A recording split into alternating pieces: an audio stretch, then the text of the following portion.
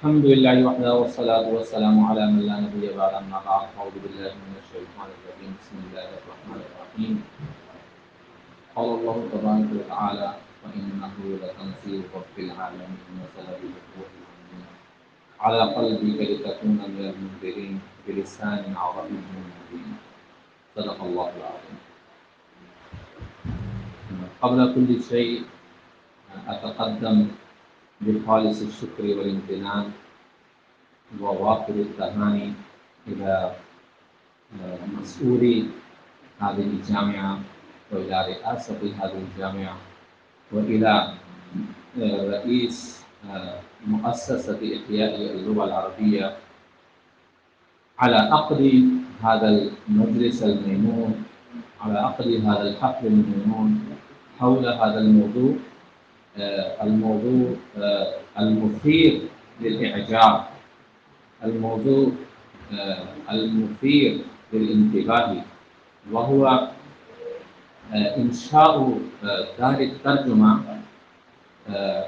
لتأليفات علماء الهند والسند من اللغة العربية، من اللغة الأردية إلى اللغة العربية.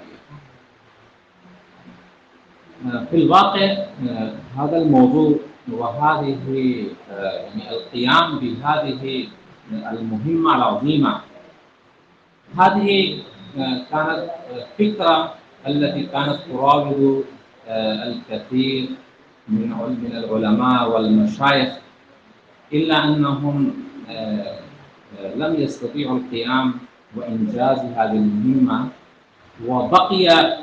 وبقيت هذه الفكرة دينا على عاتق المدارس وأصحاب المدارس والعلماء أن يقوموا ويتحملوا هذه المسؤولية ويقوموا بنقل هذا التراث العلمي العظيم من اللغة الأردية إلى اللغة العربية.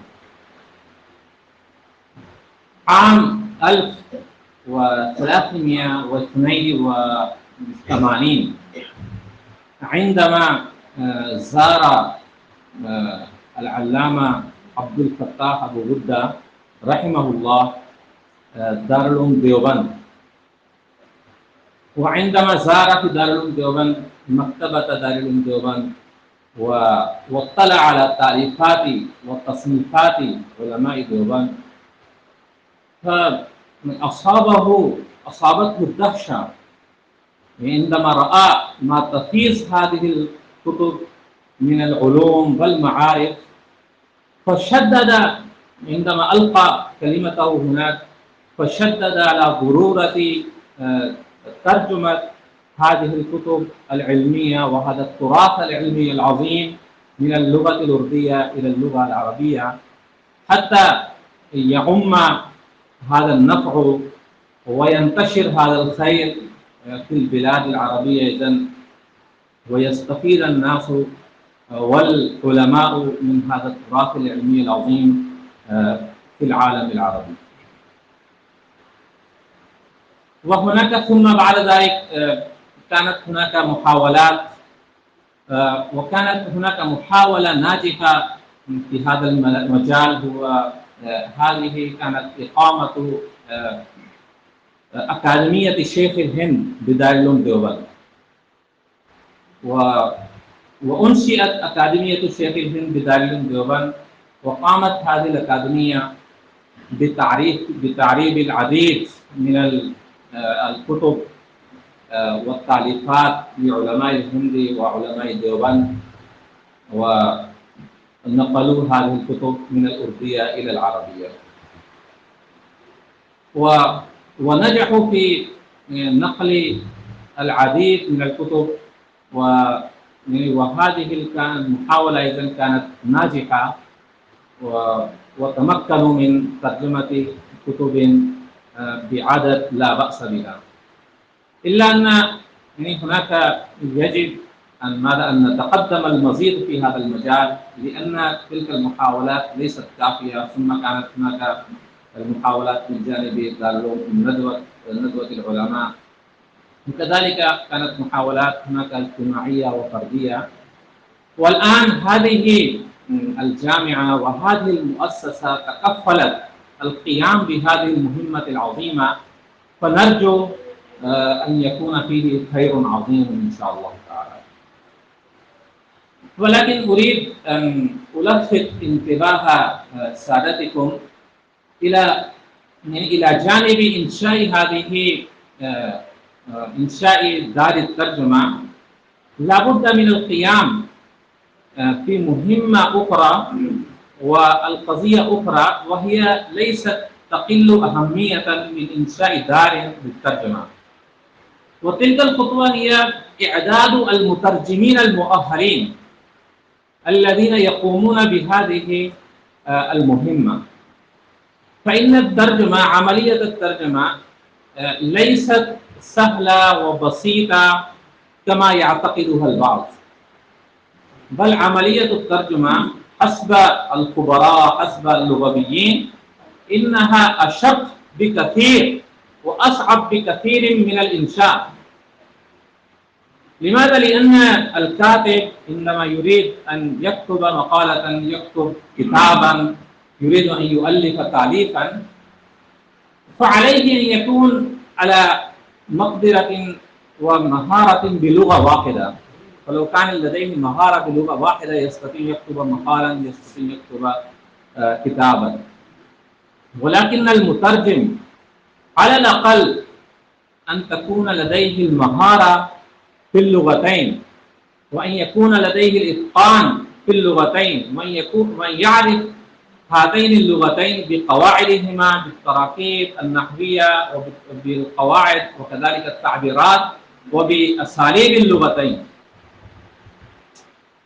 وثانيا الشخص عندما يكتب مقالة، يكتب كتابا، فعليه إنه يكون حرا في ذلك، يعني إنه عليه أن ينقل أفكاره وخواطره ويعبر عن أفكاره ويكتب كيفما شاء حسب ما اقتضته مشيئته وطبيعته. ولكن المترجم يتقيد في حدود، فإنه يجب عليه أن ينقل النص من اللغة الأصلية إلى اللغة المستهدفة بكل أمانة، وعليه أن يتجرد عن ميوله الشخصية وعن اتجاهاته الشخصية، وألا يخلط بين أفكاره وأفكار المصنف.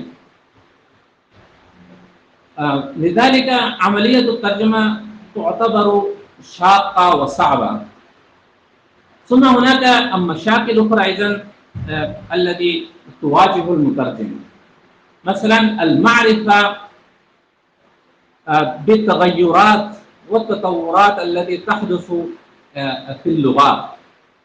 فإن كل لغة في عملية مستمرة للتطور والتغير، فإن المعاني تتطور بالاستمرار. لذلك يقول اللغويون ويصف اللغويون اللغة بأنها كائن حي. يقولون بأن اللغة كائن حي يعيش على ألسنة المتكلمين، على ألسنة الأحياء.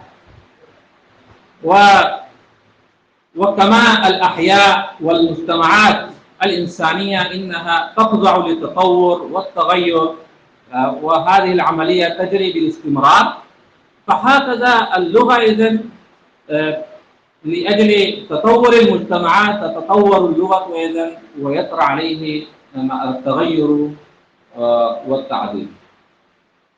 ثم هذا التطور الذي يطرأ على معاني الكلمات، يعني قد يحدث في شكل تخصيص الدلالة، قد يحدث في شكل تعميم الدلالة، وقد يحدث في شكل انتقال الدلالة، وقد يحدث في شكل سمو الدلالة، وقد يحدث في شكل انحطاط الدلالة. قد يكون اللفظ في الماضي في السابق يدل على معاني واسعة، ولكن بمرور الزمان عبر العصور يتقيد دلالة هذا اللفظ، بعد أن كان دلالته متسعة الآن ضاقت دلالته. وهكذا قد يحدث التعميم في الدلالة. المعنى كانت دلالته ضيقة، فمن مرور الزمان اتسعت دلالة اللفظ. وقد يحدث الانتقال في الدلالة.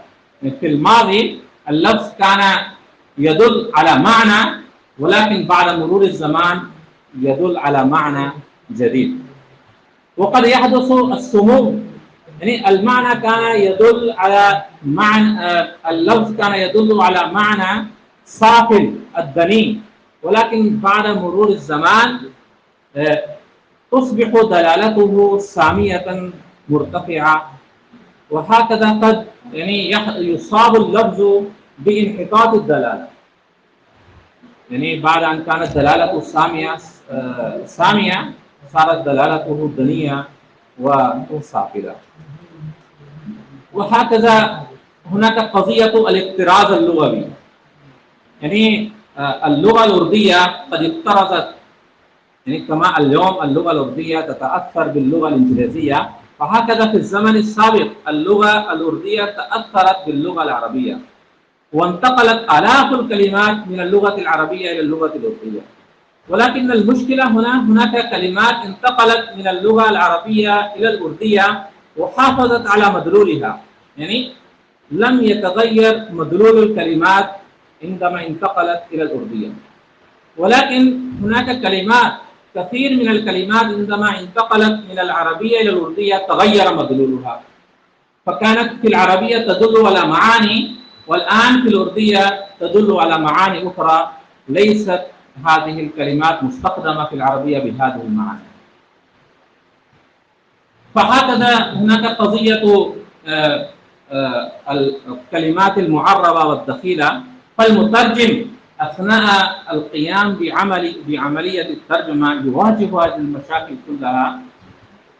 فلا بد من إعداد المترجمين المؤهلين يمكنهم القيام بهذه المهمة بكفاءة عالية وبمقدرة عالية، وحلا يحدث هناك عائق في استيعاب المعاني. وثانيا، وهذه الخطوة أهميتها تتجلى هناك من النواحي الأخرى أيضا. مثلا إذا إنما يتم نقل هذه التأليفات، نسأل الله أن يوفق هذه المؤسسة القيام وإنجاز هذه المهمة. فهناك بعض الناس الذين نشروا الدعاية الكاذبة في البلاد العربية عن علماء الهند وعلماء ديوبند، وغرسوا المفاهيم الخاطئة في أذهان علماء العرب، حتى إن البعض يعتقدون من علماء العرب يعتقدون علماء الهند وعلماء ديوبند حتى إنهم يكتبون هذا في كتبهم، يصفونهم بالقبوريين ويصفونهم بأصحاب البدعة، لأنهم تأثروا بالدعاية الكاذبة التي نشرت في البلاد العربية. فإن شاء الله إنما يتم وإن شاء الله سيكون بعد أداء هذه المهمة إن شاء الله ستزول هذه الشبهات أيضا عن أذهاني، وإن شاء الله هذه العملية ستؤدي إلى سد الفجوة الحائلة بين علماء العجم وعلماء العرب. والأمر الآخر في غاية الأهمية لأهالي اللغات، سائر اللغات في العالم إنها معرضة للانقراض. جميع اللغات إنها تنقرض بمرور الزمان، فهناك لغات تظهر للوجود، وهناك لغات إنها تنقرض، بعضها تعيش 3 قرون 4 قرون، هناك بعض اللغات تعيش قرنا وبعضها أقل وبعضها أكثر وهكذا. فإلا ما سوى اللغة العربية، لأن اللغة العربية باقية ببقاء القرآن، فإن الله سبحانه وتعالى تكفل بحفظ القرآن، واللغة العربية مرتبطة بالقرآن، وإن شاء الله ستبقى اللغة العربية إلى يوم القيامة. وفي المقابل اللغة الأردية هي كسائر اللغات، فإنها أيضا معرضة للانقراض، سيأتي يوم عندما يأتي عليه الزوال والفناء، فالعلوم التعليقات الأردية ستزول بزوال الأردية، ولكن عندما يتم نقل هذه التعليقات، نقل هذه العلوم، هذه المعارف إلى اللغة العربية، إن شاء الله ستبقى محفوظة ببقاء اللغة العربية، بفضل اللغة العربية إلى يوم القيامة. فستكون إن شاء الله هذه خدمة عظيمة وجليلة. نسأل الله سبحانه وتعالى أن يوفقنا لما يحب ويرضى، وآخر دعوانا الحمد لله رب العالمين.